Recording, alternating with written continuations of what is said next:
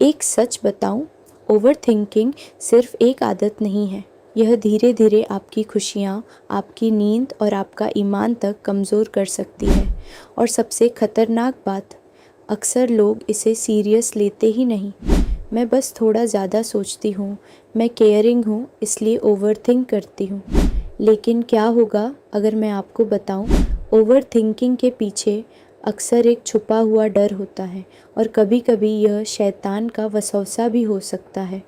और अगर इसे अभी कंट्रोल नहीं किया तो यह आपकी नमाज, लोग आपका सुकून और आपकी ज़िंदगी तीनों को प्रभावित कर सकता है। लेकिन अच्छी खबर यह है, इस्लाम ने इसका हल बहुत पहले बता दिया था। आज की इस वीडियो में आप सीखेंगी 6 ऐसे आसान स्टेप्स जो आपकी ओवरथिंकिंग को हमेशा के लिए कंट्रोल कर सकते हैं। और इस वीडियो के अंत तक आपको समझ आ जाएगा कि आपका दिमाग दुश्मन नहीं है, बस उसे सही दिशा की ज़रूरत है। पहले एक छोटी सी कहानी। आमना 28 साल की लड़की थी, लंदन में सॉफ्टवेयर इंजीनियर। ज़िंदगी में सब कुछ था, अच्छी जॉब, अच्छी सैलरी, प्यारी फैमिली। लेकिन उसके अंदर एक ऐसी लड़ाई चल रही थी जिसे कोई देख नहीं पा रहा था। ओवरथिंकिंग, हर छोटी बात को बार बार सोचना। क्या मैंने उसे बुरा फील कराया? अगर मेरी प्रेजेंटेशन ख़राब हो गई तो? अगर नमाज में ध्यान भटक गया तो क्या वो कबूल नहीं होगी? यहाँ तक कि वह वजह भी कई बार दोहराती थी क्योंकि उसे लगता था शायद सही नहीं हुआ। धीरे धीरे उसकी नींद खत्म होने लगी, उसकी एनर्जी खत्म होने लगी और सबसे दुख की बात, नमाज का सुकून भी खत्म हो गया।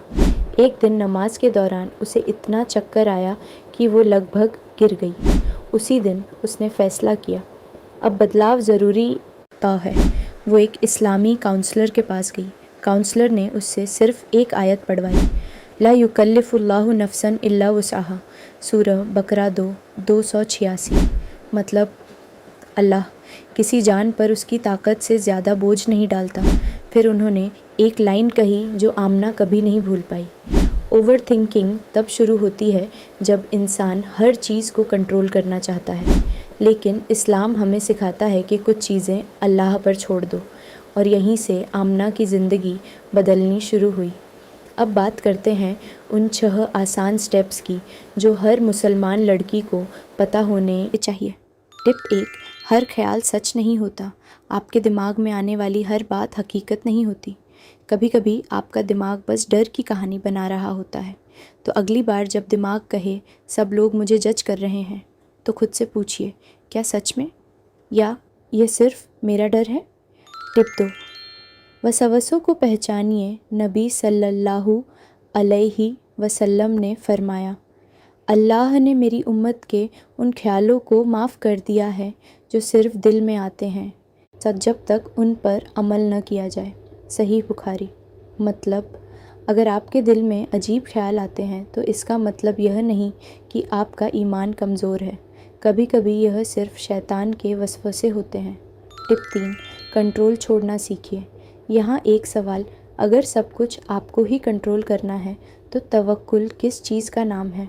इस्लाम हमें सिखाता है, कोशिश करो लेकिन रिज़ल्ट अल्लाह पर छोड़ दो। जब आमना को फ्यूचर का डर आता था तो वह कहती थी, हस्बी अल्लाहु ला इलाहा इल्ला हु, मुझे अल्लाह ही काफ़ी है। टिप 4, अपने थॉट्स लिखिए। ओवरथिंकिंग दिमाग में घूमती रहती है, लेकिन जैसे ही आप उसे लिखते हैं वो हल्की हो जाती है। आमना ने जर्नलिंग शुरू की और उसे महसूस हुआ आधे डर तो कागज़ पर आते ही छोटे लगने लगते हैं। टिप 5, परफेक्शन के जाल से निकलिए। कभी कभी हम हर चीज़ परफेक्ट करना चाहते हैं, लेकिन नबी सल्लल्लाहु अलैहि वसल्लम ने फरमाया, अल्लाह को वो अमल और सबसे ज़्यादा पसंद है जो छोटा हो लेकिन लगातार किया जाए। इसलिए परफेक्शन नहीं, कंसिस्टेंसी। टिप 6, प्रेजेंट में जीना सीखिए। ओवर थिंकिंग 2 जगह रहती है, या तो बीते हुए कल में या आने वाले कल में। लेकिन सुकून कहाँ मिलता है? आज में 6 महीने बाद फजर की नमाज के बाद आमना मस्जिद के एक कोने में बैठी थी। वो मुस्कुरा रही थी क्योंकि अब उसके पास 3 चीज़ें थीं, यकीन, तवक्कुल और सुकून। और शायद यही वो चीज़ है जो आज आपको भी चाहिए। अगर आप सच में अपने दिल और दिमाग को सुकून देना चाहती हैं तो स्क्रीन पर आ रही अगली वीडियो ज़रूर देखें। उसमें मैंने बताया है फ़ेमिनिन हाइजीन टिप्स, क्योंकि एक मुसलमान औरत की तहारत और सेल्फ़ केयर उसकी इबादत का भी हिस्सा होती है। और याद रखिए, हर ख्याल पर भरोसा मत कीजिए, लेकिन अल्लाह पर हमेशा कीजिए।